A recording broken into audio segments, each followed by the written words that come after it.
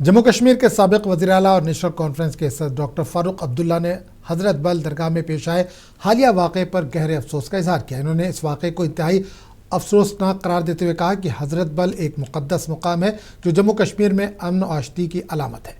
Doctor Farooq Abdullah ने याद दिलाया कि ये दरगाह अवाम के एहतियात से मरहूम शेख मोहम्मद अब्दुल्ला ने तामीर कराई थी ताकि लोगों को एक रूहानी मरकज़ फराहम किया जा सके।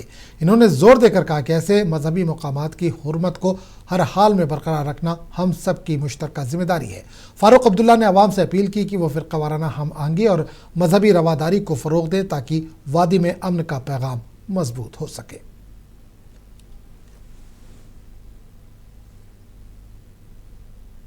तो सब्र करते हैं और इंशाअल्लाह हमें उम्मीद है कि जो हमारे मामलात हैं वो पूरे ठीक हो जाएंगे। अल्लाह से भी मांगते हैं कि जो ये सैलाब आया है इससे हमें नजात दे और आगे से हमें इससे बचाए।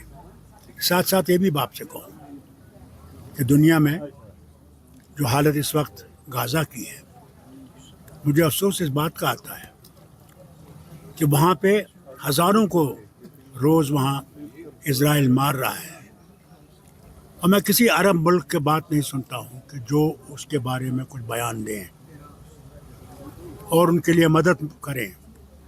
खामोश बैठे हुए हैं ये देखते हुए कि वो मारे जा रहे हैं। इसे हम लोगों को दुआ करनी चाहिए, अल्लाह ताला से मांगना चाहिए, या अल्लाह उनकी मुश्किलें दूर कर, उनको इस मुसीबत से निकाल और मुसलमानों पर रहम कर। मुसलमान हर जगह तकलीफ़ में है, हमारे गुनाह बहुत है, अल्लाह हमारे गुनाहों को अफू करे।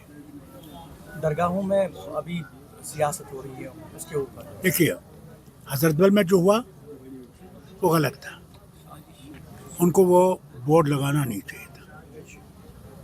मेरे वालिद ने, लोगों ने यहाँ के एक एक पैसा दे के, मैं आपको एक किस्सा सुनाऊँ, वो हबा कदल में जब जमा कर रहे थे पैसा इसके लिए, तो एक घर के पास पहुँचे तो वहाँ एक औरत निकली, उसके पास सिर्फ एक बर्तन था और उस बर्तन को कहा मेरे वालिद से कि ये लीजिए, ये मैं दे रही हूँ।